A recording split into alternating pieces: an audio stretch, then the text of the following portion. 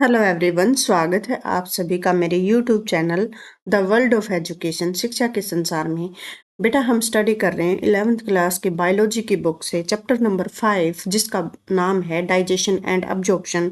और बेटा ये बुक जो है वो है तमिलनाडु बोर्ड की एनसीईआरटी। ठीक है, तो इसमें सारी चीज़ें बहुत डिटेल में दी हुई हैं। तो देखते हैं आगे हम डाइजेशन स्टमक के अंदर कैसा होता है। हमने डाइजेशन बक्कल कैविटी के अंदर क्या होता है उसके बारे में देख लिया था अभी, कैसे कैसे फूड का डाइजेशन होता है बक्कल कैविटी के अंदर। ओके, अब हम आगे करेंगे बेटा डाइजेशन इन स्टमक। भी स्टमक में अब खाने का क्या होता है। कहता है कि जो फूड है, खाना है, स्टमक में 4 से 5 घंटे रहता है और रिदमिक पेरिस्टालसिस मूवमेंट चर्न और मिक्स करती है बेटा फूड को किसके साथ, गैस्ट्रिक जूस के साथ, और एक क्रीमी लिक्विड बना देती है जिसका नाम है चाइम। ये आपको याद रखना, वर्ड पूछा जाता है चाइम, चाइल, चाइल नाम का भी वर्ड आएगा आगे। तो चाइम क्या होता है, फूड की मिक्सिंग होती है गास्ट्रिक जूस के साथ और एक क्रीमी लिक्विड बन जाता है जिसको चाइम कहते हैं। Okay, the gastric secretion is partially controlled by autonomic reflex action।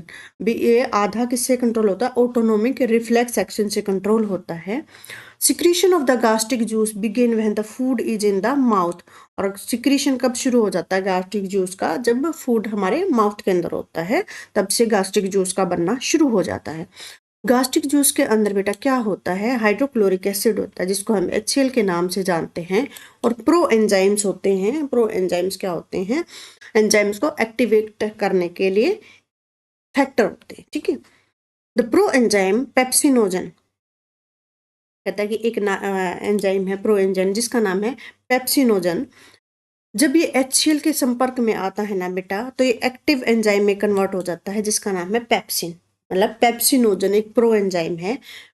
Fully enzyme बनने से पहले, फुल्ली अपना काम करने से पहले इसको क्या चाहिए है, एक स्टिमुलस चाहिए है, एक अलग फैक्टर चाहिए है जिसका नाम है HCl। जैसे ही ये HCl की संगत में आएगा, कंपनी में आएगा, तो ये पेप्सिन बन जाता है। ठीक है, और वो क्या करेगा बेटा, पेप्सिन क्या करता है, पेप्सिन प्रोटीन को प्रोटियोजिज और पेप्टोन में तोड़ता है। यूनिट, छोटी यूनिट में तोड़ता है, प्रोटियोजिज और पेप्टोन में या पेप्टाइड्स में। The HCl provide an acidic medium to optimum for pepsin. तो इसका मतलब क्या है बेटा, पेप्सिनोजन को पेप्सिन में कन्वर्ट होने के लिए कैसा मीडियम चाहिए, एसिडिक मीडियम चाहिए। और वो एसिडिक मीडियम कहाँ मिल जाता है, स्टमक के अंदर HCl की फॉर्म में मिल जाता है। और फिर क्या होता है, जो HCl मीडियम है बेटा वो किल कर देता है हार्मफुल बैक्टीरिया को और ऑर्गेनिज्म को, ताकि कोई दिक्कत ना हो फूड के अंदर या फूड पॉइजनिंग ना हो। Okay, the mucus and the bicarbonate present in the gastric juice play important role in the lubrication। तो कहता है जो म्यूकस है, जो श्लेष्मा है, हिंदी में श्लेष्मा बोलते हैं आई थिंक सो, और ये क्या करता है, और जो बाइकार्बोनेट आयन है गास्ट्रिक जूस के अंदर वो लुब्रिकेशन का काम करते हैं और प्रोटेक्शन करता है। ऑब्वियसली बात है, मैंने आपको बताया था म्यूकस है वो HCl से बचाता है स्टमक की वॉल को। इतना याद रखना है, वॉल को जलने से बचाता है, क्योंकि एसिड है भाई, हाई एसिड है, जला देगा। आपने देखा ना, एसिड वैसे डाल देते सब कुछ इरोड कर देता है, जला देगा, खत्म कर देगा। तो उस चीज को प्रिवेंट करने के लिए, स्टमक को HCl से बचाने के लिए बेटा म्यूकस हेल्प करता है। म्यूकोसल एपिथेलियम लाइनिंग है वो प्रिवेंट करती है HCl के इरोडिंग नेचर से स्टमक की वॉल को। तो कह रहा है जो अनदर प्रोटियोलाइटिक एंजाइम है वो भी मिलता है गास्ट्रिक जूस के अंदर, और ये किस में होता है बेटा, ये छोटे बच्चों में होता है, और उसका नाम है रेनिन। इसमें डबल N है, रेनिन। एक हार्मोन भी आएगा और ये एंजाइम है रेनिन। ठीक है, रेनिन वाले एंजाइम में डबल N है, ये याद रखना है। ठीक है, ये क्या करता है, हेल्प करता है digestion of a milk protein caseinogen to casein in the presence of the calcium ion. आपने देखा है ना, जैसे बच्चा दूध पीता है, छोटा बच्चा दूध पीता है तो तुरंत बाद कई बार वोमिट करता है और उसी टाइम वो फटाफटा सा दूध आता है बाहर, है ना। जो फटाफटा दूध क्या होता है, जो कैसिनोजन है वो कैसिन में कन्वर्ट हो गया है, किसके हेल्प से, कैल्शियम आयन की हेल्प से और रेनिन एंजाइम की हेल्प से। ठीक है, this enzyme secrete gradually reduce with the ageing. और जो ये बेटा क्या होता है, जो रेनिन एंजाइम है ये समय के साथ मतलब एज के साथ कम होता जाता है, बहुत कम हो जाता है। कई बार आप लोगों को सुना है कि लैक्टोज इंटॉलरेंस हो गई है। कई बार लोग दूध नहीं पचा पाते हैं। वो किस वजह से नहीं पचा पाते हैं? वो रेनिन एंजाइम के अब्सेंस की वजह से नहीं पचा पाते। मतलब जैसे जैसे हम बूढ़े होते जाएंगे क्या होता जाएगा, लैक्टोज के लिए इंटॉलरेंस हो जाता है बहुत सारे लोगों में, मोस्ट ऑफ पीपल में। तो वो इसी वजह से होता है। ठीक है, आप समझ में आ गई बात है कि लैक्टोज इंटॉलरेंस कैसे होता है। कई लोग कहते हैं ना लैक्टोज फ्री मिल्क चाहिए या सोयाबीन मिल्क चाहिए, फलाना चाहिए, ढिमकना चाहिए। तो वो इसी वजह से, क्योंकि जो प्रॉपर मिल्क है, प्योर मिल्क है, वो डाइजेस्ट नहीं कर पाते लोग। अच्छा, ये एक फिगर दिखाया हुआ है स्टमक और गास्ट्रिक सिक्रेशन में बेटा। ये आपका स्टमक दिखाया, ये इसोफेगस है। यहाँ पे कौन सा था बताओ आप मुझे? एक वो था स्पिंस्टर, था स्पिंस्टर ऑफ ओडाई, याद है ना? फिर आगे बेटा ये यहाँ पे कार्डिक स्पिंस्टर होगा, ये स्टमक है। अब देखो स्टमक की ये रफ टफ वॉल है, ठीक है, ताकि चर्निंग अच्छे से हो सके, इसकी किसकी, फूड की चर्निंग अच्छे से उसके। और यहाँ पे बेटा ये पाइलोरिक स्पिंस्टर है, आगे स्मॉल इंटेस्टाइन शुरू हो जाती है। और यहाँ पे ये जो रफ वॉल है इसको क्या बोलते हैं? गास्ट्रिक रग बोलते हैं, मतलब कि रफ टफ सरफेस है ताकि रगड़ अच्छे से लगे फूड के अंदर। ओके। प्रोटीन किस में टूट जाते हैं बेटा? प्रोटीन पेप्टोन में टूट जाते हैं, याद रखना है। और यहाँ पे इन्होंने क्या बताया हुआ, देखो एक पूरा फ्लो डायग्राम दिया हुआ है कि पेप्सिनोजन है, ठीक है। पेप्सिनोजन क्या है? प्रो एंजाइम है। इसको HCl मिला बेटा, HCl मिला तो किस में कन्वर्ट हो गया? पेप्सिन में कन्वर्ट हो गया। पेप्सिनोजन किसके अंदर कन्वर्ट हो गया? पेप्सिन के अंदर कन्वर्ट हो गया। पेप्सिन ने बेटा फिर क्या किया? प्रोटीन को पेप्टोन के अंदर तोड़ दिया, ठीक है। प्रोटीन को पेप्टोन के अंदर तोड़ दिया। यहाँ पे देखा पेप्सिनोजन, पेप्सिनोजन प्रोटीन के अंदर कन्वर्ट हुआ, प्रोटीन को इसने फिर पेप्टोन में तोड़ दिया। ओके। और ये चीफ सेल्स हैं और पाराइटल सेल्स हैं बेटा, जो गास्ट्रिक सिक्रीशन में हेल्प करती हैं, ठीक है। इतनी सी बात समझ में आई। अब ये कह रहा है जो बाइकार्बोनेट है इन द सलाइवा, वो क्या करते हैं? पीएच को 5.4 टू 7.4 ले जाते हैं। इफ द कहता कि बाइकार्बोनेट लेवल सलाइवा के अंदर रिड्यूस हो जाए और एसिडिक हो जाए, तो जो टूथ इनेमल है वो डिजोल्व हो सकता है। तो यहाँ पे समझ में आया बाइकार्बोनेट का रोल क्या है सलाइवा के अंदर। बाइकार्बोनेट जो आयंस है बेटा, वो क्या करते हैं, जो सलाइवा की पीएच है उसको किस में कर देते हैं? 7, मतलब अल्कलाइन पीएच पे कर देते हैं। और वो ये लगा लो न्यूट्रल, 7 पे न्यूट्रल हो जाता है ना, 7 से आगे बढ़ेंगे तो अल्कलाइन हो जाता है, तो स्लाइटली अल्कलाइन होता है। और फिर क्या होता है बेटा, उसके बाद मतलब स्लाइवा की पीएच चेंज हो जाती है ताकि हमारे जो दांत है बेटा वो एसिडिक नेचर से बचे रहे, खत्म ना हो जाए ऐसा। नहीं तो फिर ऐसा तो फिर क्या होगा? आप देखो, क्या इमेजिन करो अपने आप का, आपके दांत है वो इरोड हो रहे हैं, ऐसे ऐसे काले काले छोटे छोटे रह जाएंगे और फाइनली खत्म हो जाएंगे। मजाक का पार्ट, ठीक है। लेकिन हमारे दांतों को बचाने के लिए बाइकार्बोनेट का बहुत बड़ा रोल होता है। अब कहता है कि what would happen if HCl is not secreted in the stomach? क्या होगा भी HCl अगर सिक्रेट ना हो तो? आप सोचो, बताओ क्या हो सकता है। अब हम बात करते हैं, हमने पेट में देख लिया बेटा स्टमक, फूड का डाइजेशन कैसे होता है। अब हम बात करते हैं बेटा डाइजेशन इन स्मॉल इंटेस्टाइन। तो यहाँ पे आपने क्या देखना है बेटा? अब देखो, आपने प्रोटीन की भी बात कर ली, आपने पेप्सिनोजन की, हमने HCl की बात कर ली। आपने क्या देखा यहाँ पे? कोई फैट का हो रहा है डाइजेशन? नहीं हो रहा ना। तो आगे हम पढ़ेंगे स्मॉल इंटेस्टाइन। कहता है कि स्मॉल इंटेस्टाइन में बाइल जूस, पैंक्रियाटिक जूस और इंटेस्टिनल जूस, इनका सिक्रीशन है बेटा, आता है स्मॉल इंटेस्टाइन में। एक फिगर आप दोबारा से देखो, ये देखो, यही वाला फिगर देख लो। ये सिस्टिक डक्ट है, गाल ब्लैडर की डक्ट है। ये दो राइट और लेफ्ट ईयर इसके लीवर की लोब है। कॉमन हिपैटिक डक्ट बन गई बेटा, ये बाइल जूस को लेके जाएगी यहाँ पे। और फिर इधर से पेनक्रियाटिक जूस आएगा और ये सारा स्पिंस्टर ऑफ ओडाई से कहाँ पे आ रहा है बेटा? ये फिर आगे इंटेस्टाइन के अंदर आएगा। ओके, तो तीनों जो सिक्रीशन है वो इंटेस्टाइन के अंदर आ जाएंगे। फिर क्या कह रहा है, कहाँ गए हम? स्टमक का पढ़ लिया हमने। ओके, भी तीनों जूस है, तीनों सिक्रेशन है वो इंटेस्टाइन के अंदर आ गए हैं। स्मॉल जो मूवमेंट्स है generated by the muscularis layer of the small intestine help the through the mixing of the food. मतलब यहाँ भी मूवमेंट हो रही है, सिक्रीशन हो रहा है। और जो सिक्रीशन आता है इंटेस्टाइन के अंदर वो डाइजेशन में हेल्प करता है। अब हम देखेंगे कि क्या क्या चीज़ें सिक्रीशन के अंदर है। तो जो बाइल जूस है बेटा, इसमें बाइल पिगमेंट होंगे, क्योंकि हमने पढ़ा था कि जो लीवर है वो क्लीनिंग का काम भी करता है। जो डेड आरबीसीज होते हैं उनको क्लीन करने का काम करता है। जो पिगमेंट है बेटा, बिलीरुबिन और बिलीवर्डिन, जो किसके ब्रेकडाउन से बने हैं? डेड आरबीसी के ब्रेकडाउन से दो पिगमेंट बनते हैं, बिलीरुबिन और बिलीवर्डिन। बाइल साल्ट होगा बेटा, cholesterol, phospholipid, but has no enzymes. Bile में याद रखना है नो एंजाइम। बाइल जूस के अंदर कोई एंजाइम नहीं याद होता है, ये याद रखना है, पूछ लेंगे। Bile helps in the emulsification of the fats. किस में हेल्प करेगा? फैट को इमल्सिफाई करने में, फैट को छोटे मोलिक्यूल में तोड़ने में हेल्प करेगा। बाइल साल्ट का क्या काम होता है बेटा? सरफेस टेंशन को रिड्यूस करेगा। किसकी सरफेस टेंशन? फैट ड्रॉपलेट्स की, और उनको छोटे छोटे ग्लोब्यूल्स में तोड़ देगा। Bile also activate lipase to digest lipid protein. मतलब बाइल के अंदर बाइल किसको एक्टिवेट करेगा? लाइपेज एंजाइम को एक्टिवेट करेगा, ताकि वो लिपिड्स को डाइजेस्ट करने में हेल्प करे। Partially digested proteins in the chyme on reaching the intestine acted upon by proteolytic enzyme of the pancreatic juice। कहता है जो ये पार्टली डाइजेस्टेड प्रोटीन है चाइम के अंदर, जो फूड है, जो इंटेस्टाइन के अंदर जो फूड है, उसको बोलते हैं बेटा चाइम। ठीक है, एक वर्ड आया था यहाँ पे, देखो ये रहा, जो लिक्विड है, यहाँ पे भी क्या ही बोल रहे हैं, अभी हम चाइम बोल रहे हैं इसको। उसके बाद क्या कहता है? जो पेनक्रियाटिक जूस है बेटा, उसके अंदर क्या क्या है? ट्रिप्सिनोजन है, काइमोट्रिप्सिनोजन है, कार्बोक्सीपेप्टाइडेज है, पेनक्रियाटिक अमाइलेज है, पेनक्रियाटिक लाइपेज है और न्यूक्लियस है। तो यहाँ देखो, प्रोटीन के लिए भी एंजाइम्स हैं, काइमोट्रिप्सिन और ट्रिप्सिनोजन। कार्बोक्सीपेप्टाइडेज है, और इसके कार्बोहाइड्रेट के डाइजेशन के लिए पेनक्रियाटिक अमाइलेज है, पेनक्रियाटिक लाइपेज फैट को तोड़ने के लिए है, और न्यूक्लियस है, और जो आरएनए डीएनए को तोड़ने के लिए भी, न्यूक्लिक एसिड को तोड़ने के लिए भी। ठीक है,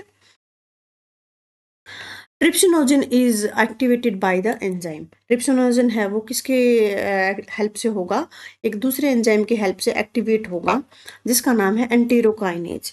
और ये कौन सिक्रिएट करता है बेटा? इंटरस्टिशियल म्यूकोजा, और एक्टिव ट्रिप्सिन में कन्वर्ट हो जाता है। मतलब trypsinogen in the presence of another enzyme known as enterokinase converted the trypsinogen into trypsin. ये आपको याद रखना है।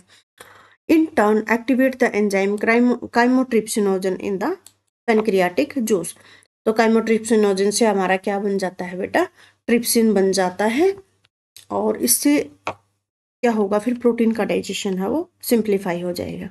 Trypsin hydrolase protein into the polypeptide. जो ट्रिप्सिन है फिर वो प्रोटीन को हाइड्रोलेज करके किस में कन्वर्ट कर देगा? पॉलीपेप्टाइड में और पेप्टोन्स में।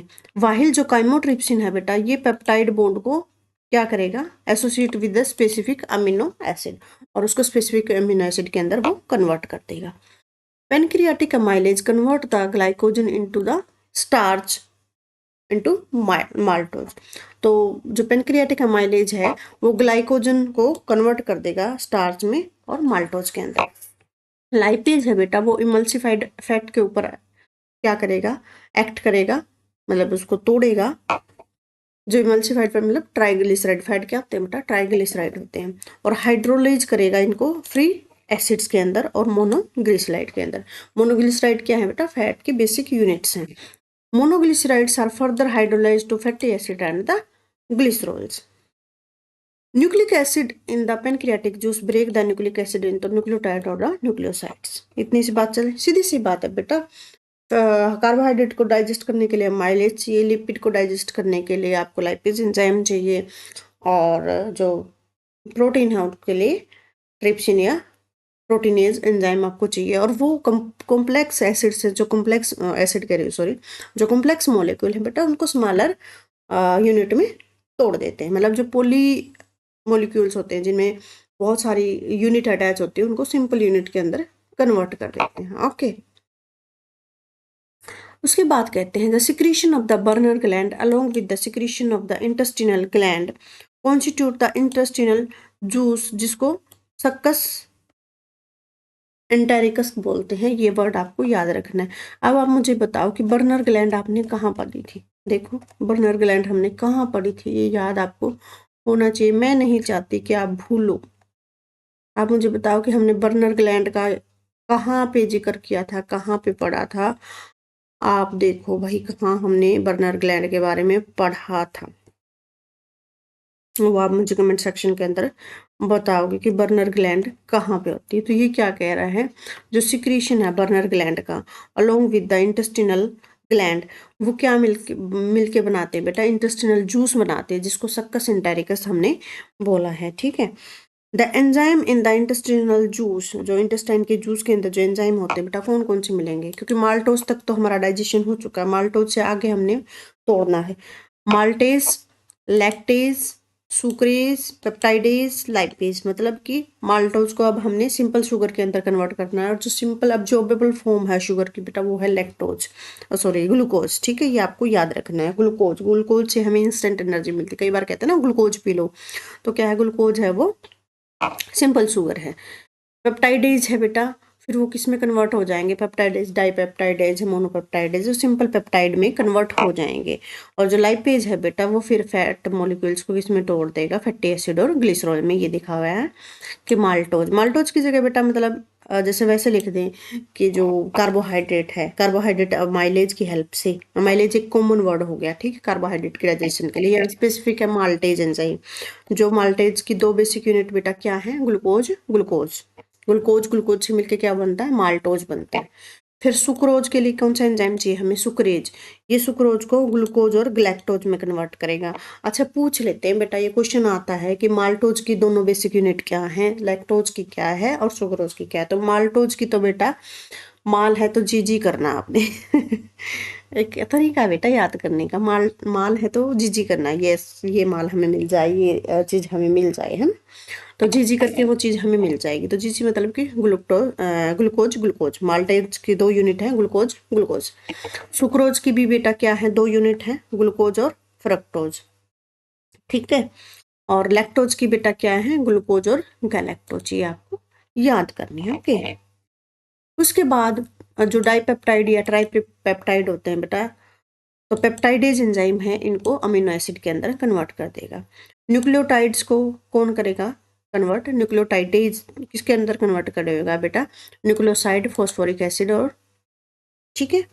और न्यूक्लियोसाइड में क्या होता है बेटा, शुगर प्लस में नाइट्रोजनस बेस, ये आपको याद रखना है। ओके, फिर डाइसैक्राइड और मोनोसैक्राइड लाइपेज की हेल्प से किसके अंदर कन्वर्ट हो जाएंगे, सॉरी, जो डाइग्लिसराइड है और मोनोग्लिसराइड है, ये फैट के यूनिट हैं, और फाइनली सिंपल फैट में कन्वर्ट हो जाएंगे, फैटी एसिड और ग्लिसरॉल्स में। ये आपको याद रखना है, ये चीज आपको पूरी याद होनी चाहिए। ठीक है, mucus along with the bicarbonate ion from the pancreas, कहता है कि जो म्यूकस है बाइकार्बोनेट के आयन के साथ पेनक्रियाज के अंदर, ये कैसा मीडियम प्रोवाइड करता है बेटा फूड को, ये अल्कलाइन मीडियम प्रोवाइड करता है 7.8 फॉर द एंजाइमेटिक एक्शन, ताकि एंजाइम है वो अच्छे से एक्शन कर पाए। As a result of digestion all the macromolecule, जितने मैक्रोमोलिक्यूल हैं वो किस में कन्वर्ट होके बेटा, वो मोनो यूनिट्स में। ये देखा ना आपने, ये जो हमारा कार्बोहाइड्रेट है वो ग्लूकोज में कन्वर्ट हो गया, ठीक है, चाहे किसी भी तरह का कार्बोहाइड्रेट है, चाहे माल्टोज है, चाहे सुक्रोज है, चाहे लैक्टोज है ना, शुगर है हमारी सिंपल शुगर में कन्वर्ट हो चुकी है। और जो प्रोटीन है बेटा हमारा अमाइनो एसिड में कन्वर्ट हो चुका है, न्यूक्लियोटाइड्स हैं वो न्यूक्लियोसाइड और फॉस्फोरिक एसिड में कन्वर्ट हो चुके हैं, नाइट्रोजनस बेस में कन्वर्ट हो चुके हैं। जो ट्राइग्लिसराइड्स हैं, सॉरी, जो डाइग्लिसराइड्स और मोनोग्लिसराइड्स हैं बेटा, वो किसके अंदर कन्वर्ट हो चुके हैं, वो फैटी एसिड और ग्लिसरॉल के अंदर कन्वर्ट हो चुके हैं। तो देखा हमने, कार्बोहाइड्रेट चाहे किसी भी तरह का कार्बोहाइड्रेट है उसको हमने मोनोसेक्राइड में कन्वर्ट कर दिया। और मोनोसेक्राइड की यूनिट क्या है बेटा, ग्लूकोज, फ्रक्टोज, गैलेक्टोज। अच्छा, मुझे एक बात बताओ, जो फ्रुक्टोज है, फ्रुक्टोज जो है वो ह्यूमन के किस बॉडी सिक्रीशन में फ्रुक्टोज आपको मिलेगा, ये आपको पता होना है बेटा। जो मैं आपको यहाँ पे एक बात बताती हूँ, जब एग्जामिन किया जाता है, आपने देखा ना कभी रेप केसेस में लड़की का मेडिकल एग्जामिनेशन किया जाता है, तो वेजाइना के अंदर जो सीमन है बेटा, सीमन के अंदर अगर रेप हुआ होगा उसका फिजिकल असोल्ट हुआ होगा, अगर इजैकुलेशन हुई है, तो फ्रुक्टोज मिलेगा बेटा। सीमन के अंदर फ्रुक्टोज की प्रेजेंस मिलती है, तो आपने हमेशा याद रखना है। तो फ्रुक्टोज देखा जाता है कि बॉडी के सिक्रेशन में फ्रुक्टोज मिला, तो इसका मतलब कि सीमन की प्रेजेंस है, ठीक है। तो सिंपल यूनिट क्या होगी बेटा कार्बोहाइड्रेट की? ग्लूकोज, फ्रुक्टोज और गैलेक्टोज। ग्लूकोज किसमें? माल्टोज की दोनों यूनिट है। फ्रुक्टोज किसकी यूनिट है बेटा? सुक्रोज की यूनिट है फ्रुक्टोज। और गैलेक्टोज बेटा किसकी है? ये जो हमारी लैक्टोज है उसकी यूनिट है, ठीक है, याद रखना है। लिपिड्स को हमने तोड़ दिया बेटा फैटी एसिड और ग्लिसरॉल में। प्रोटीन को हमने तोड़ दिया अमाइनो एसिड्स में, ठीक है। The simple substance from the food are absorbed in the jejunum. कहता है जो सिंपल सब्सटेंस हैं जो फूड के, वो जिजुनम के अंदर अब्जॉर्ब हो जाते हैं। Ileum region of the small intestine, ठीक है। तो जिजुनम और इलियम के अंदर ये चीजें अब्जॉर्ब हो जाती हैं। जो अनडाइजेस्टेड फूड है, वो अनअब्जॉर्ब्ड जो सब्सटेंस है, वो लार्ज इंटेस्टाइन में चला जाता है। और जो एक्टिविटी है गैस्ट्रोइंटेस्टिनल ट्रैक की, वो क्या कर देती है? Carried out by the neural और the hormonal control of the proper coordination of the different part. और इस तरह से जो फाइनली है फूड कहाँ पहुंचेगा बेटा? लार्ज इंटेस्टाइन के रेक्टम में, रेक्टम से पहुंचेगा एनस में। और जो अनडाइजेस्टेड फूड है बेटा, उसको हम बाहर का रास्ता दिखा देते हैं, जिसको हम फीकल मैटर कहते हैं, ओके। अब हम बात कर लेते हैं बेटा absorption and the assimilation of a protein, carbohydrate and fat. अब हमने इनको छोटी यूनिट में तो कन्वर्ट कर दिया, मतलब हमने सॉलिड फूड खाया, बड़ा बड़ा फूड की बाइट खाई, फिर वो माउथ से मतलब बक्कल कैविटी से शुरू होकर स्मॉल इंटेस्टाइन तक पूरा हमने वो डाइजेस्ट कर लिया। अब वो डाइजेस्ट उसमें से जो निचोड़ निकाला, जो हमारे काम की चीज़ें हैं, जो प्रोटीन है, मिनरल्स हैं, फैट है, प्रोटीन, कार्बोहाइड्रेट्स है, तो वो कैसे बॉडी सेल है वो अब्जॉर्ब करते हैं, उसके बारे में हम देखेंगे। कहते हैं जो अब्जॉर्प्शन है, is a process by which the end product of digestion passes through the intestinal mucosa into the blood and the लिफ। मतलब कि क्या होगा? इंटेस्टाइन से निकल के कहाँ पे आ जाएगा? इंटेस्टिनल फ्लूइड के अंदर आ जाएगा, और उसके बाद ब्लड और लिम्फ के अंदर चला जाएगा। जो हमारा अब्जॉर्बल मटेरियल है वो उसकी बात मैं कर रही हूँ। जो विलाई है, lumen of ileum are the absorbing unit, आपको याद रखना है। ल्यूमन के अंदर, इलियम के ल्यूमन के अंदर विलाई होती हैं जो अब्जॉर्बिंग यूनिट का काम करते हैं। और ये लैक्टियल जो consist of the lacteal duct in the middle surrounded by a fine network of the blood capillaries. और विलाई के पास क्या होती है? छोटी छोटी कैपिलरीज होती हैं, और उसके अंदर ब्लड के अंदर वो चीज चली जाती है, और फिर डिफरेंट डिफरेंट बॉडी पार्ट्स और सेल्स को पहुंचते हैं। The process of absorption involve active, passive, facilitated transport. मतलब कि जो अब्जॉर्प्शन की प्रोसेस है बेटा, वो एक्टिव भी है, मतलब कुछ फैक्टर भी काम कर रहे हैं, पैसिव है, बिना किसी फैक्टर के काम कर रहे हैं, फैसिलिटेटेड है, कोई कैरियर मॉलिक्यूल्स आ रहे हैं। तो तीन तरह के से अब्जॉर्प्शन होता है, एक्टिव अब्जॉर्प्शन, पैसिव अब्जॉर्प्शन और फैसिलिटेटेड अब्जॉर्प्शन। इनके बारे में हम पढ़ेंगे।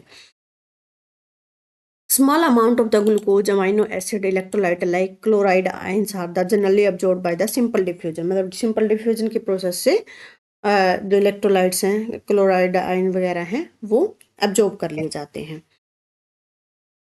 उसके बाद क्या कह रहा है? The passage of the substance into the blood depend upon the concentration gradient. ठीक है, आपको पता है ना, अगर मान लो कि यहाँ कंसंट्रेशन ज़्यादा है, यहाँ कम है, तो ज़्यादा से कम की तरफ चले जाएंगे। कंसंट्रेशन ग्रेडियंट पे भी डिपेंड करता है। हाउएवर सब सब्सटेंस जैसे कि फ्रुक्टोज है, absorbed with the help of the carrier ion, जिनको हम NaCl जो सोडियम आयन है उनको बोलते हैं। तो कह रहा है तो फ्रुक्टोज के एब्जॉर्प्शन है बेटा, वो किसकी हेल्प से होता है? वो सोडियम आयन की हेल्प से होता है। This mechanism is called the facilitated transport. Obvious सी बात है कि फैसिलिटी दे रहे हैं ना। मान लो कि फ्रुक्टोज क्या है कि VIP गेस्ट है। VIP गेस्ट ऐसा तो है नहीं अपने आप चल के आ जाएगा, उसको लाने के लिए भी हमें 2 बंदे और लगाने पड़ेंगे। भाई आजा, भाई आजा, चलो आपका कमरा देखो, आपको बढ़िया खाना देंगे, बढ़िया जगह देंगे, है ना। उसको VIP फीलिंग भी आनी चाहिए। तो फ्रुक्टोज यहाँ पे क्या है? VIP पर्सन है, और उस VIP पर्सन को एक हमने गार्ड भेजा लाने के लिए। सोडियम को बोला है हमने, अरे भाई जा देख क्या फ्रुक्टोज साहब जी आगे कि नहीं आगे, या उनको लेके आना है साथ में, ऐसे नहीं छोड़ना VIP, नहीं तो बुरा मान जाएंगे, ठीक है। जो न्यूट्रिएंट्स है, अमीनो एसिड है, ग्लूकोज है, और इलेक्ट्रोलाइट्स है, like sodium ion absorbed into the blood against the concentration gradient by the active transport. और जो ग्लूकोज है, अमीनो एसिड्स हैं, और जो इलेक्ट्रोलाइट्स हैं, वो कंसंट्रेशन ग्रेडियंट के अगेंस्ट हैं, वो एक्टिव ट्रांसपोर्ट के थ्रू चलते हैं, ठीक है। जो इनसोल्यूबल सब्सटेंस है जैसे फैटी एसिड हो गया, ग्लिसरॉल हो गया, फैट हो गया, और जो फैट सोल्यूबल विटामिन हैं, first incorporated into a small spherical water soluble droplet called the micelles. तो मतलब कि जो फैटी एसिड्स हैं वो एक ड्रॉपलेट बना लेते हैं, वाटर सोल्यूबल ड्रॉपलेट, जिसका नाम है मिसल्स, और अब्जॉर्ब हो जाते हैं बेटा स्मॉल इंटेस्टिनल म्यूकोजा के अंदर, वेयर दे रीसिंथेसाइज्ड, और दोबारा से उनको रीसिंथेसाइज किया जाता है into protein coated fat globules called the chylomicron. ये आपने याद रखना है।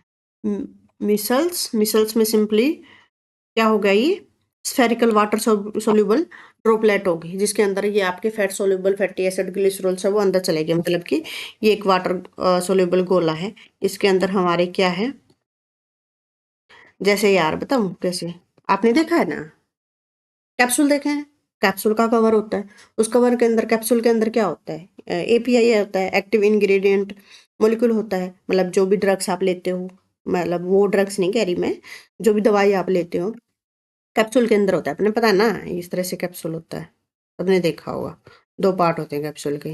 जैसे ही कैप्सूल को कैप खोलोगे तो यहाँ पे आपके वो जो दवाई है जो आपको नीडेड है वो लेनी होती है। और कैप्सूल क्या है, कोटिंग है, ठीक है ना, कोटिंग है, और ये जेलेटिन मोलिक्यूल होता है, डाइजेस्ट हो जाता है अंदर इजीली। तो फिर क्या कहता है कि मिसल्स और ये किसके अंदर हो जाते हैं, म्यूकोसा के अंदर एब्जॉर्ब हो जाते हैं, और फिर इनको दोबारा से रीसिंथेसाइज किया जाता है और एक प्रोटीन कोटेड फैट ग्लोबुल्स में कन्वर्ट कर दिया जाता है, जिसको चाइलोमाइक्रोन बोला है, okay. Which are then transported into the lacteal within the intestinal villi. आपको पता है कि छोटी छोटी यूनिट होते हैं, लैक्टियल यूनिट होते हैं, स्मॉल इंटेस्टाइन के विलाई में प्रेजेंट होते हैं। लैक्टियल यूनिट क्या था बेटा, यहाँ पे आपको फाइन फाइन ब्लड कैपिलरीज मिलेंगी ताकि एक्टिव अब्जॉर्प्शन सब वो हो सके। Eventually empty into the lymphatic duct, और ये कहाँ पे जाके खुल जाता है बेटा, फिर लिम्फेटिक डक्ट में। लिम्फेटिक डक्ट से अल्टीमेटली रिलीज कर दिया जाता है ब्लड स्ट्रीम के अंदर, okay. While the fatty acids are absorbed by the lymph duct, और जो फैटी एसिड्स है उनको लिम्फ डक्ट क्या है, अब्जॉर्ब कर लेती है। और जो अदर मिनरल्स हैं बेटा अब्जॉर्ब्ड बाय एक्टिवली और passively by the capillaries of the villi, figure 5.9। तो यहाँ पे ये फ्लो डायग्राम सा दिखा रखा है, एक चार्ट दिखा रखा है, बहुत इंपॉर्टेंट है, आप देखो। Location in the digestive tract, सबसे पहले बेटा क्या है, माउथ, फूड आपने लिया तो कार्बोहाइड्रेट जैसे स्टार्च है, ग्लाइकोजन है, स्लाइवरी अमाइलेज या प्टाइलिन ने एक्शन किया, ठीक है। लिपिड का कोई डाइजेशन, लिपिड और प्रोटीन्स का कोई डाइजेशन नहीं होता, ये आपने याद रखनी है, माउथ के अंदर लिपिड और प्रोटीन का कोई डाइजेशन नहीं होता। फिर फूड बेटा कहाँ गया, इसोफेगस में, ठीक है। इसोफेगस से बेटा कहाँ पे आया, स्टमक के अंदर। स्टमक के अंदर प्रोटीन के लिए हमारे पास क्या एंजाइम बेटा, प्रोटीएज और पेप्टोन्स है, क्या है, प्रोटीएज और पेप्टोन्स है। तो यहाँ पे कार्बोहाइड्रेट का डाइजेशन नहीं हो रहा, ये भी आपने याद रखना है। मतलब इनके लिए हमें क्या चाहिए, थोड़ा सा एसिडिक मटेरियल चाहिए जो इनएक्टिव एंजाइम्स को एक्टिव में कन्वर्ट कर जाए। हमने पढ़ा था ना काइमोट्रिप्सिनोजन और ट्रिप्सिनोजन, जो ट्रिप्सिन में और काइमोट्रिप्सिन में कन्वर्ट होते हैं HCl की प्रेजेंस में और बाइकार्बोनेट आयन की प्रेजेंस में। फिर फूड जाता है बेटा कहाँ पे, तीसरे स्टेप में, स्मॉल इंटेस्टाइन में। स्मॉल इंटेस्टाइन में ये देखो बेटा, मोनोसेक्राइड ग्लूकोज और डाइसेक्राइड माल्टोज और लैक्टोज, ठीक है। मतलब जो आपका कार्बोहाइड्रेट है वो किस में कन्वर्ट हो गया बेटा, मोनोसेक्राइड में और डाइसेक्राइड में, ठीक है, याद रखना है आपने। मतलब कि डाइसेक्राइड से मोनोसेक्राइड में कन्वर्ट करना है। फाइनली स्मॉल इंटेस्टाइन में सारा डाइजेशन हो जाता है, मतलब जो हमें सिंपल यूनिट है वो मिल जाती है। तो यहाँ पे कौन एंजाइम एक्ट करता है बेटा, पैनक्रियाटिक अमाइलेज। पैनक्रियाटिक अमाइलेज क्या करेगा, जो कॉम्प्लेक्स फूड है, डाइसेक्राइड है, माल्टोज है, सुक्रोज है, लैक्टोज है, उसको मोनोसेक्राइड में कर देगा। माल्टोज की दो यूनिट थी बेटा, ग्लूकोज ग्लूकोज, सुक्रोज की ग्लूकोज और लैक्टोज, और लैक्टोज की क्या थी बेटा बताओ, नहीं, सुक्रोज की क्या यूनिट थी, सुक्रोज की थी ग्लूकोज और फ्रक्टोज, और लैक्टोज की बेटा ग्लूकोज और लैक्टोज। ये याद रखना है, भूलना नहीं है। मैंने आपको बताया था ना माल से कैसे याद, माल है, ठीक है भी, कोई अच्छी चीज है, आपको जी जी करोगे तभी तो मिलेगी, गुस्सा करके थोड़ी ना कोई चीज दे देगा आपको, ठीक है, इस तरह से आपने याद रखना है। उसके बाद ये देखो बेटा, स्मॉल इंटेस्टाइन के ही अंदर जो लिक्विड जो फैटी एसिड्स हैं डाइग्लिसराइड्स हैं और मोनोग्लिसराइड में कन्वर्ट हो जाएंगे, मतलब जो आपका फैट मोलिक्यूल है फाइनली मोनोग्लिसराइड फैटी एसिड्स के अंदर कन्वर्ट हो जाएगा। यहाँ पे कौन एक्ट कर रहा है? बाइल साल्ट, पेनक्रियाटिक लाइपेज और इंटेस्टिनल लाइपेज एक्ट कर रहा है इंटेस्टाइन के अंदर। फिर बेटा जो प्रोटीन है, प्रोटीन डाइपेप्टाइड, ट्राइपेप्टाइड और फाइनली अमीनो एसिड के अंदर कन्वर्ट हो जाएगा। यहाँ प्रोटीन के लिए एंजाइम कौन से हैं इंटेस्टाइन के अंदर बेटा? Trypsin, chymotrypsin, carboxypeptidase and try और डाइपेप्टाइडेज। ये फाइनली अमीनो एसिड के अंदर कन्वर्ट कर देंगे प्रोटीन को, ठीक है। उसके बाद देखो यहाँ पे बात कर रहा है कि जो सेल मेम्ब्रेन है एपिथेलियल सेल्स की, सिंपल डिफ्यूजन के थ्रू आ जाएंगे मोनोग्लिसराइड्स तो, और जो माल्टेज है, सुक्रेज है, ये एक्ट कर रहे हैं किसके ऊपर? माल्टोज और लैक्टोज के ऊपर। एक्टिव और फैसिलिटेट ट्रांसपोर्टेशन हो जाएगा मोनोग्लिसराइड का, ठीक है। और ये कहाँ पे आ जाएंगे? ब्लड स्ट्रीम के अंदर आ जाएंगे। फिर जो डिफ्यूजन, यहाँ डिफ्यूजन हो रहा है बेटा फैटी एसिड्स का, ग्लिसरॉल का, मिसल्स बन रही है, मिसल से फिर काइलोमाइक्रोन बना है, प्रोटीन कोटेड ग्लोब्यूल्स, और ये एक्सोसाइटोसिस के थ्रू कहाँ पे आ जाता है बेटा? लिम्फ वेसल्स और ब्लड स्ट्रीम में आ जाता है। और ये जो डाइपेप्टाइड, ट्राइपेप्टाइड और ये सारी चीज़ें हैं बेटा, ये एक्टिव ट्रांसपोर्ट से आ रही हैं, और अमीनो एसिड एक्टिव ट्रांसपोर्ट को हम फैसिलिटेट करते हैं कि कैरियर मॉलिक्यूल की हेल्प से ये ब्लड मॉलिक्यूल स्ट्रीम के अंदर आ जाएंगे। फिर फ्लो चार्ट आपने याद रखना है, ठीक है बेटा, भूलना नहीं है, बहुत इंपॉर्टेंट है। ओके, हम कहाँ चल रहे थे? ये हमने फिगर देख लिया 5.9। अब कहता है जो वाटर सोल्यूबल विटामिन है absorbed by the simple diffusion और एक्टिव ट्रांसपोर्ट, जो क्या कह रहा है कि जो वाटर है, वाटर सोल्यूबल विटामिन हैं, वो सिंपली एक्टिव ट्रांसपोर्ट या डिफ्यूजन के थ्रू आ सकते हैं ब्लड स्ट्रीम के अंदर। Transport of the water depend upon the osmotic gradient. अभी ट्रांसपोर्ट है वो किस पे डिपेंड करता है? ऑस्मोटिक ग्रेडियंट पे डिपेंड करता है, अभी कंसंट्रेशन किधर ज़्यादा है किधर कम है। Absorption of the substance in the alimentary canal takes place in the mouth. हमें पता है कि अब्जॉर्प्शन है वो कहाँ से शुरू हो जाती है? माउथ से शुरू हो जाती है, फिर स्टमक में, फिर स्मॉल इंटेस्टाइन में, फिर लार्ज इंटेस्टाइन में बचा कुचा पानी है वो भी अब्जॉर्ब कर लिया जाता है। हाउएवर जो मैक्सिमम अब्जॉर्प्शन है वो बेटा स्मॉल इंटेस्टाइन के अंदर कंप्लीट हो जाती है। Absorption of the simple sugar, alcohol, medicine takes place in the stomach. Stomach के अंदर बेटा क्या होता है आपने याद रखना है? शुगर, नमक और दारू, मतलब अल्कोहल, शुगर और साल्ट, ये तीनों चीज, शुगर, साल्ट, अल्कोहल, ठीक है। ये कहाँ पे अब्जॉर्ब होती हैं? स्टमक के अंदर अब्जॉर्ब होती हैं, चाहे, ठीक है, याद रहेगा। दारू के साथ क्या चाहिए आपको? नमकीन, कुछ चखना चाहिए, और नमकीन खा के जब थोड़ा मन बचा तो कुछ मीठा भी चाहिए। तो शुगर, साल्ट और अल्कोहल कहाँ पे? ये स्टमक के अंदर डाइजेस्ट हो जाते हैं, अब्जॉर्प्शन इनका हो जाता है, ये आपने याद रखना है। Medicine takes place in the stomach, और जो हम दवाई लेते हैं वो भी। जो सर्टेन ड्रग हैं वो ब्लड कैपिलरीज में अब्जॉर्ब होती हैं, lower side of the tongue and the mucosa of the mouth.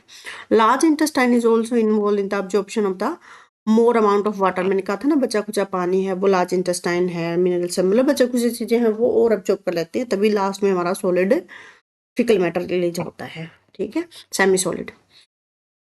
उसके बाद कह रहा है जो अब्जॉर्ब सब्सटेंस हैं वो ट्रांसपोर्ट करते हैं कहाँ में? ब्लड में या लिम्फ में, टू द लीवर, फिर लीवर के पास जाते हैं हिपैटिक पोर्टल सिस्टम के थ्रू, ताकि उसका डिटॉक्सिफिकेशन किया जा सके। From the liver nutrient are transported to all other region of the body for utilization, ठीक है।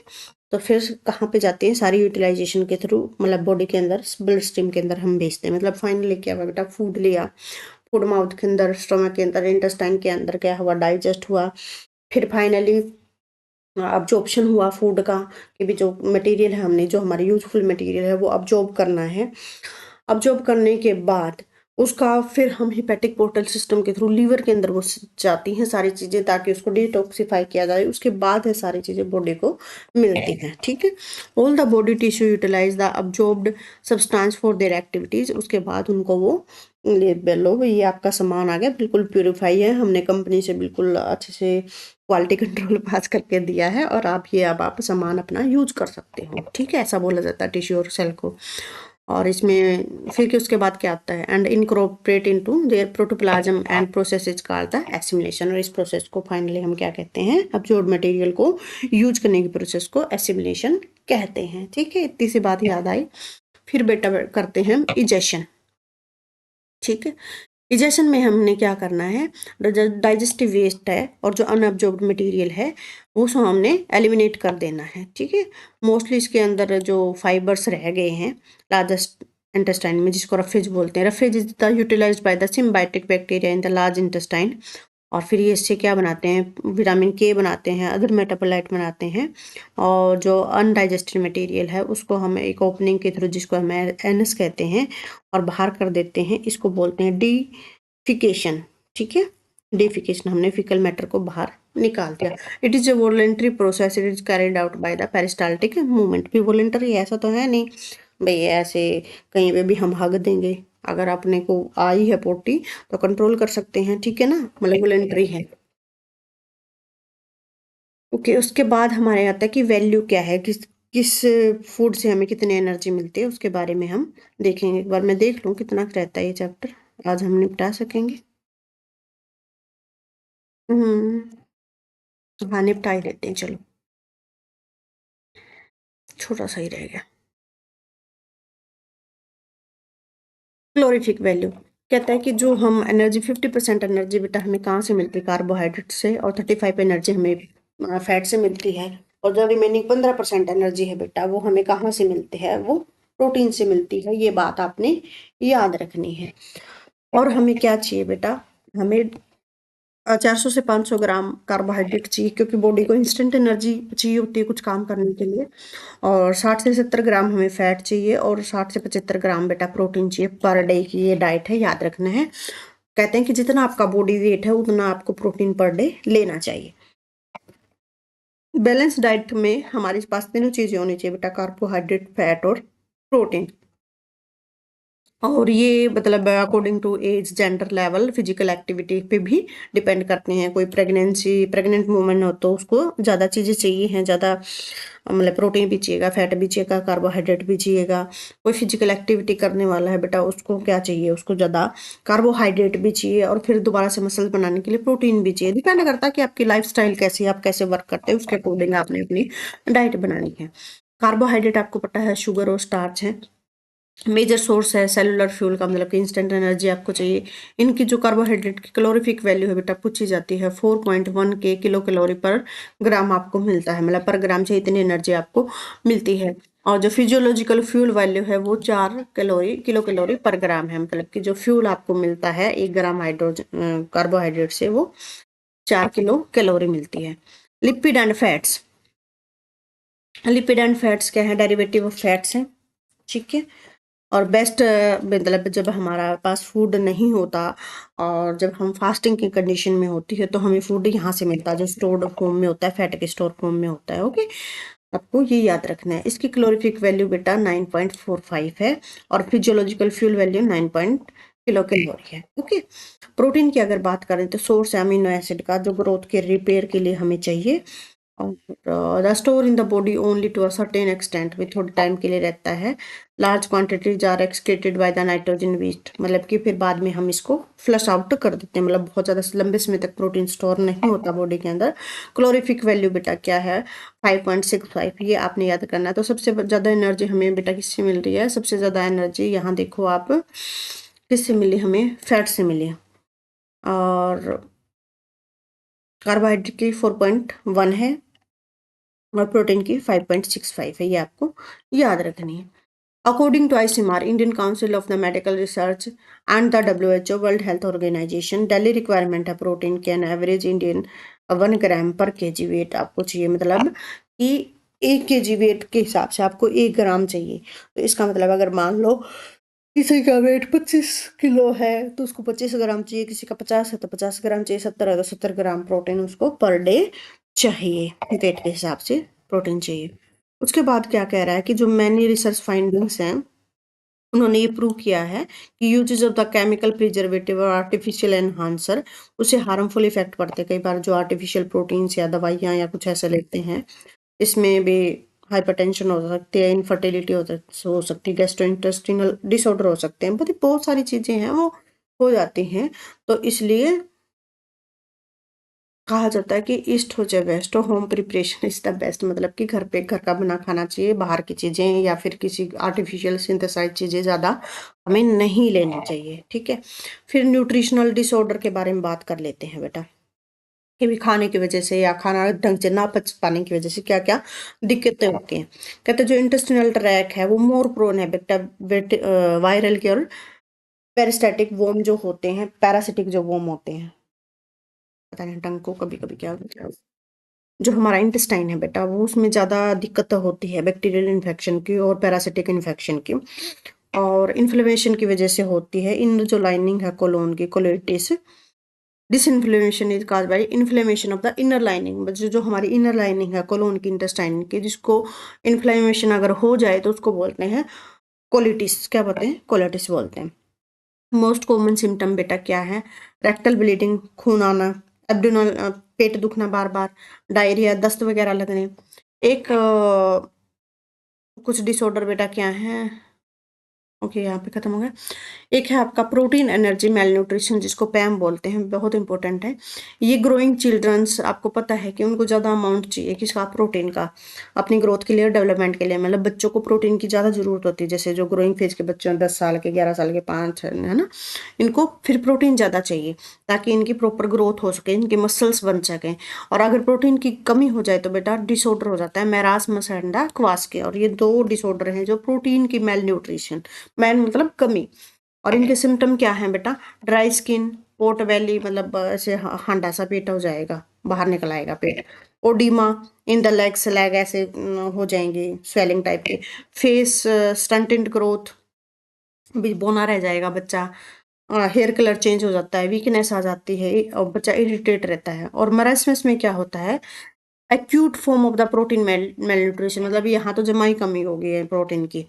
तो इसमें क्या होता है, due to diet with inadequate carbohydrate and protein, ऐसी कंडीशन जिनमें कार्बोहाइड्रेट और प्रोटीन कम है डाइट के अंदर, और ऐसे बच्चे बेटा दस्त लगते रहते हैं, बॉडी जैसे लीन हो जाती है, बिल्कुल ऐसे हड्डियां दिखने लग जाती हैं, और इसमें फैट और मसल्स टिश्यू हैं वो बिल्कुल थिन फोल्डेड स्किन हो जाती है। तो मेरास्मस में और क्वास्क्यूर में आपको याद रखना है, ठीक है, क्या क्या डिफरेंस होते हैं। इंडाइजेशन की बात कर देते हैं। इंडाइजेशन में मरासमस ऐसे याद रखते हैं, मरासा, ठीक है, मरा हुआ, बिल्कुल अब मरा हुआ बनता है कैसा, बिल्कुल पतली स्किन होगी, बिल्कुल हड्डियों का ढांचा रह जाएगा। इनडाइजेशन मतलब कि आपको प्रॉपर खाना पच नहीं रहा, it is a digestive disorder in which the food is not properly digested, भाई फूड है वो आपको डाइजेस्ट नहीं हुआ, आपको ऐसे लगेगी कि वैसे भरा भरा सा एसिडिटी सी, स्टमक फुल लगेगा। इनएडिक, और ये किसकी वजह से होगा बेटा, या तो एंजाइम सिक्रीशन प्रॉपरली नहीं हो रहा, या आपको स्ट्रेस की वजह से आपके एंजाइम सिक्रेट नहीं हो रहे, या फूड में पॉइजनिंग हो, फूड है ना हाइजीनिक हो, या आपने ज़्यादा खा लिया हो, या तला भुना चीज़ ज़्यादा खा ली हो। फिर कॉन्स्टिपेशन, भाई आपको कब्ज हो गई है, कब्ज क्यों होगा, ये कैसे होती है, वो रिटेन हो जाएगा रेक्टम के अंदर because of the irregular bowel movement, अभी आपको मूवमेंट अच्छे से नहीं आ रही, आपके जो पेरिस्टालसिस मूवमेंट है रेक्टम के अंदर वो नहीं हो पा रही, और फूड है वहाँ स्टोर हो गया है। और लार्ज इंटेस्टाइन के अंदर बेटा क्या होता है, आपको पता है कि पानी को अब्जॉर्ब कर लिया जाता है, तो जितना पानी अब्जॉर्ब हो जाएगा वो फूड उतना सॉलिड हो जाएगा। मूवमेंट हो नहीं रही, मूवमेंट नहीं हो रही तो आपको पोटी आ नहीं रही, पोटी नहीं आ रही, वो जितनी सॉलिड होगी उतनी कष्टदायक भी होगी। तो ये भी किसकी वजह से होता है, पुअर इनटेक ऑफ फाइबर की वजह से होता है डाइट में, मतलब कि हमें सैलेड वैलेड खाते रहना चाहिए, पानी पानी पीना चाहिए और फिजिकल एक्टिविटी करना चाहिए। वोमिटिंग क्या होती है बेटा, वोमिटिंग होती है रिवर्स पेरिस्टालसिस मूवमेंट, क्या होती है, रिवर्स पेरिस्टालसिस मूवमेंट को क्या कहते हैं, वोमिटिंग कहते हैं, ठीक है। मतलब कि आपका स्पिन जो है, अगर खाना पेट से निकल के गले में आ जाए उसको बोलते हैं रिवर्स पेरिस्टालसिस। तो वोमिटिंग का दूसरा नाम आपने याद रखना है, क्या याद रखोगे, रिवर्स पेरिस्टालसिस मूवमेंट है वो याद रखोगे, ओके। उसके बाद है बेटा जॉइंडिस, जॉइंडिस को बोलते हैं पीलिया, क्या बोलते हैं, पीलिया बोलते हैं, ये भी आपने याद रखना है, ओके। इस कंडीशन में क्या होता है, लीवर को अफेक्ट होता है, लीवर की वजह से, लीवर के जो एंजाइम्स हैं वो ढंग से काम नहीं कर पाते, ओके। और लीवर फेल हो जाता है हीमोग्लोबिन का ब्रेक डाउन करने के लिए और रिमूव करने के लिए बाइल पिगमेंट्स को ब्लड के अंदर। और इस वजह से आपका पेल येलो कलर हो जाता है बॉडी के अंदर। Deposition of these pigment change the colour of eye, और इससे आई का कलर भी चेंज हो जाता है। आपका कहते हैं ना पीले के अंदर सब कुछ पीला पीला हो जाता है, स्किन पीली हो जाती है। Sometime jaundice cause that due to the hepatitis viral infection. तो जो एक बीमारी है हेपेटाइटिस बीमारी जिसको कहते हैं, दो तीन तरीके की होती है, हेपेटाइटिस बी, हेपेटाइटिस सी, ये लीवर की बीमारी है, इन्फेक्शन है। दूसरा आता है लीवर चिरोसिस। इसमें क्या होता है, जो क्रोनिक डिजीज है लीवर की, इसे लीवर खत्म होने लग जाता है बेटा, डिस्ट्रक्शन होने लग जाती है लीवर सेल्स की। हालांकि जो लीवर है वो रीजनरेटिव ऑर्गन है, उनके सेल रीजनरेट करवाते हैं, लेकिन इस कंडीशन में लीवर खत्म होने लग जाता है। और ये किसकी वजह से होता है, और फिर क्या हो जाता है, अब normal blood vessels bile duct की वजह से क्या हो जाता है, bile duct leading to formation of fibrosis होने लग जाती है।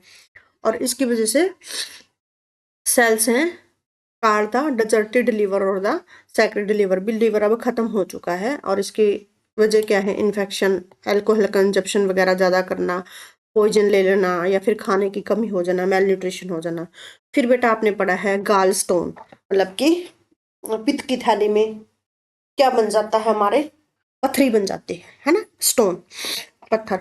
और ये क्रिस्टलाइज्ड फॉर्म है बेटा किसकी, जो कोलेस्ट्रॉल है वो किस में कन्वर्ट होता है, क्रिस्टल में कन्वर्ट हो जाता है, और सिस्टिक डक्ट की ओपनिंग को क्लोज कर देता है, हिपैटिक डक्ट की ओपनिंग को क्लोज कर देता है। तो हिपैटिक पेनक्रियाटिक डक्ट की वजह से फिर क्लोज हो जाती है, तो वहां पे चीजें पास आउट नहीं हो पाती, इसी वजह से पेन होता है और पीलिया हो जाता है और पेनक्रियाटिस भी हो जाती है। अपेंडिक्स मैंने आपको बताया था कि एक यहाँ देखो फिंगर लाइक स्ट्रक्चर होता है, अगर ठीक है, फिंगर लाइक स्ट्रक्चर होता है इंटेस्टाइन के अंदर, और उसको हम क्या बोलते हैं, उसको हम बोलते हैं कि वेस्टिजियल ऑर्गन है। हालांकि ये एक वेस्टिजियल ऑर्गन नहीं है, अब ये हमारे काम की चीज है, क्योंकि यहाँ बहुत सारे सिम्बायोटिक बैक्टीरिया वगैरह होते हैं। Okay,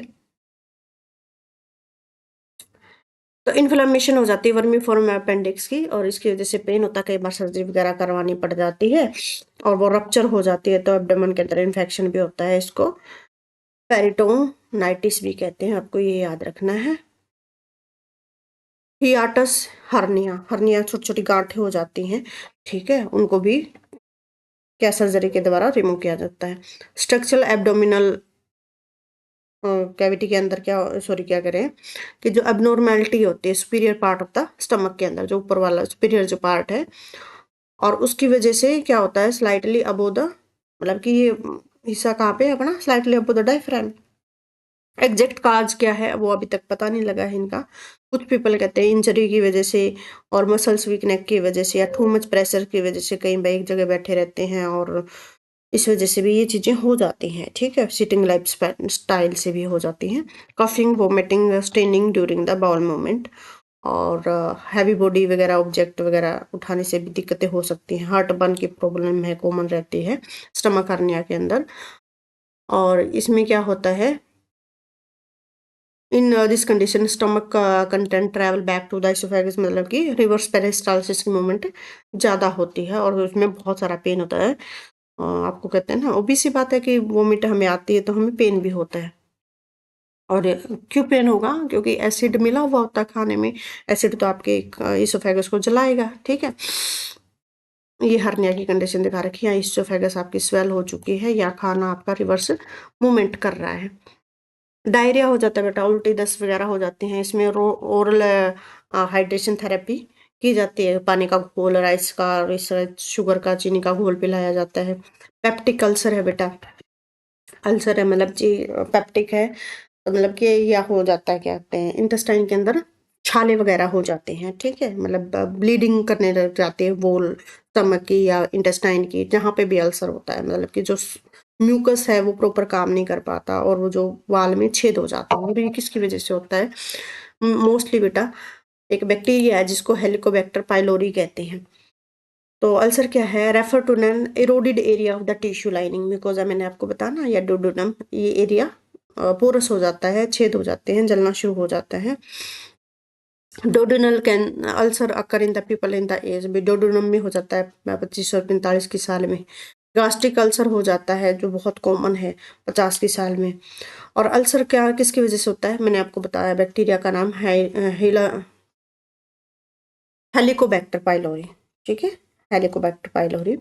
it may also be cause due to the uncontrol usage of the aspirin, मतलब कई बार मेडिसिन वगैरह ले लेते हैं तो उनकी वजह से जो एंटीबायोटिक्स होती हैं, इन्फ्लेमेटरी ड्रग्स होती हैं, उनकी वजह से भी लाइनिंग है वो इरोड हो जाती है। अल्सर स्मोकिंग की वजह से भी होता है, अल्कोहल, कैफीन, तो बहुत सारे कोज हैं अल्सर होने के।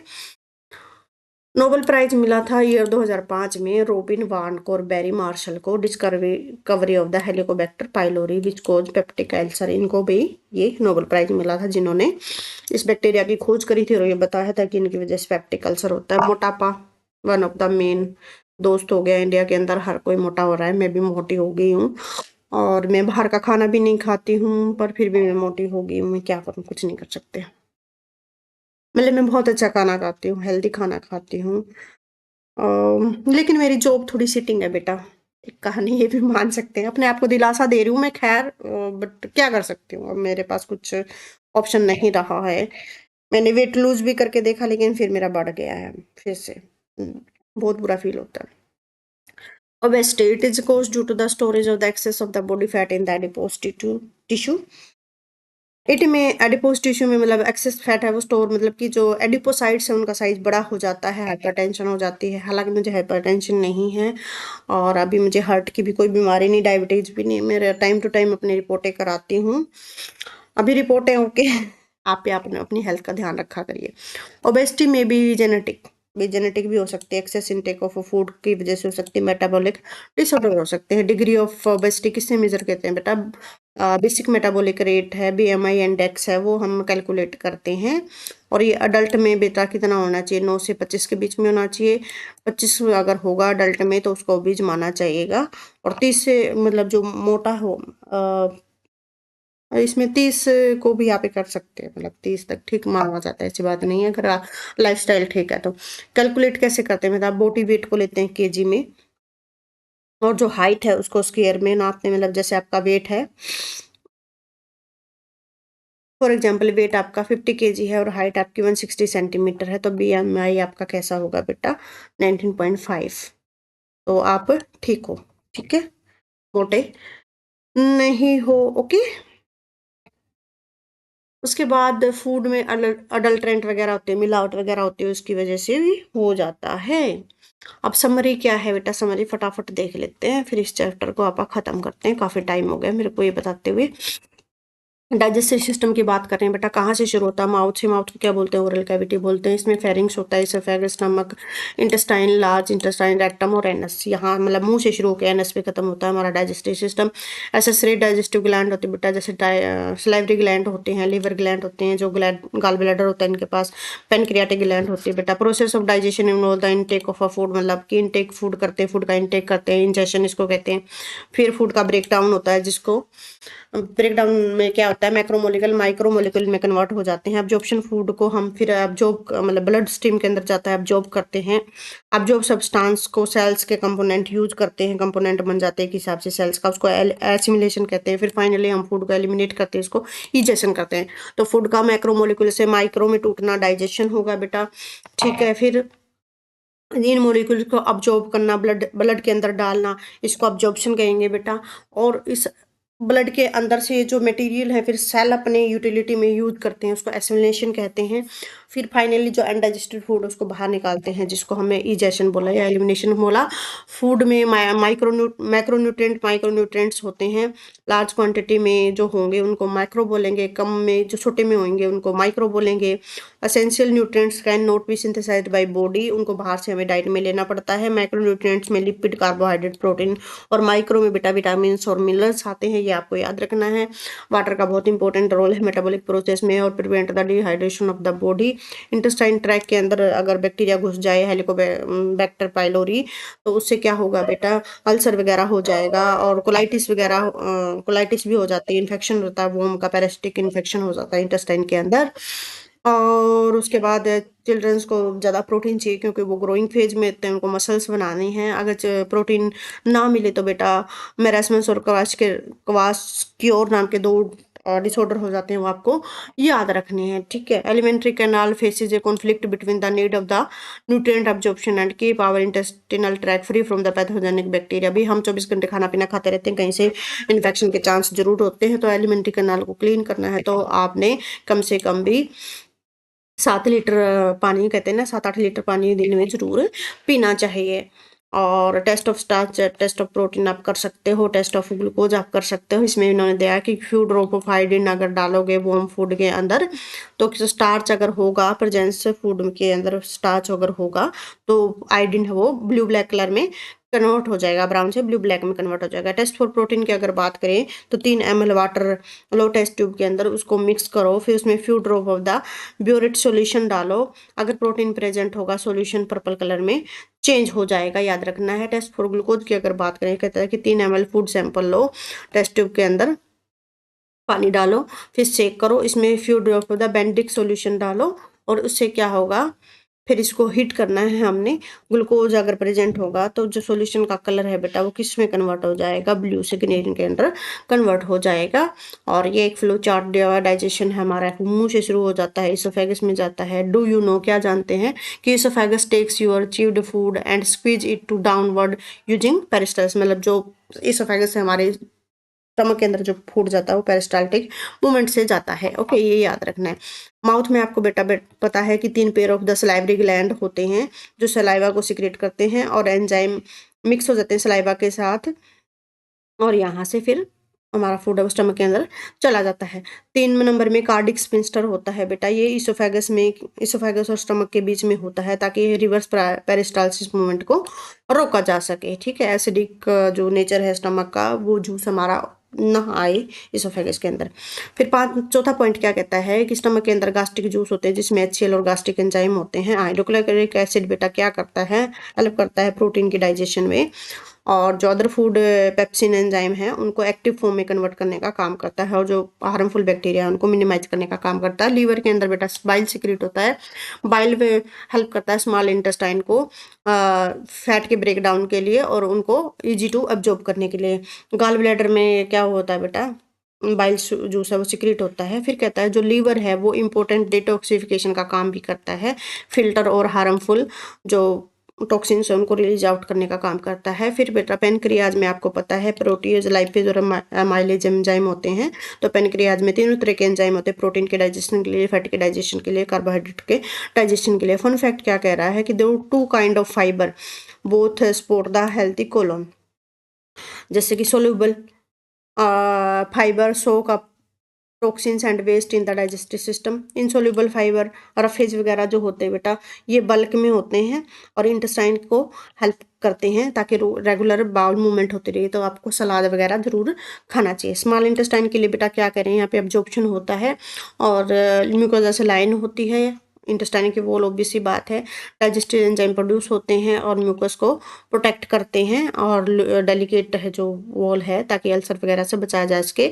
लार्जेस्ट इंटेस्टाइन कोलोन कहते हैं, यहाँ पे जो मैक्सिमम वाटर है रिटेन कर लिया जाता है, और मोस्ट ऑफ बैक्टीरिया यहाँ पे रहते हैं, सिम्बायोटिक बैक्टीरिया जो हमारे गट को हेल्दी रखने में हेल्प करते हैं।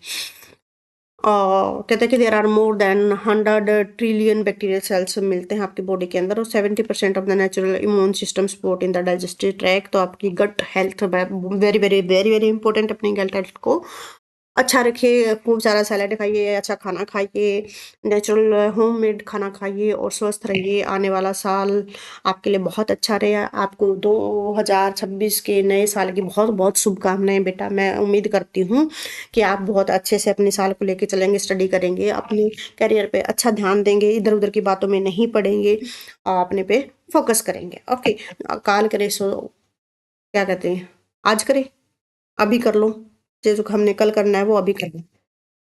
काम कल के भरोसे हमने नहीं छोड़ना, काल करे सो अब करे, वो वाली कहावत अभी मुझे याद नहीं आ रही है। बहुरी करेगा का पल में परले हो जाए, बहुरी करेगा का कुछ ऐसी ऐसी कहावत है ना। Evaluation choose the incorrect fact, बताओ भाई इनकरेक्ट फैक्ट क्या है। बाइल जूल्स emulsify the fat, chyme is the digestive acidic food in the stomach, बताओ। Pancreatic juice convert lipid into fatty acid and the glycerol, बताओ ठीक है कि नहीं। Enterokinase stimulate the secretion of the pancreatic juice, तो इनमें incorrect क्या है बता दो। टाइम क्या है। तो ये सारी चीज़ें आपको पता होना चाहिए। ये कुछ क्वेश्चंस है, आप देख लेना। आराम आराम से स्क्रॉल डाउन कर देती हूँ, ठीक है। ये सारे क्वेश्चंस आप कर सकते हो, ये फ्लोट डायग्राम वगैरह ये सब देख लेना बेटा, ओके। तो यहाँ से ये चैप्टर हमारा खत्म होता है। नेक्स्ट हम करेंगे रेस्पिरेशन वाला चैप्टर, जो कि बहुत इम्पोर्टेंट है।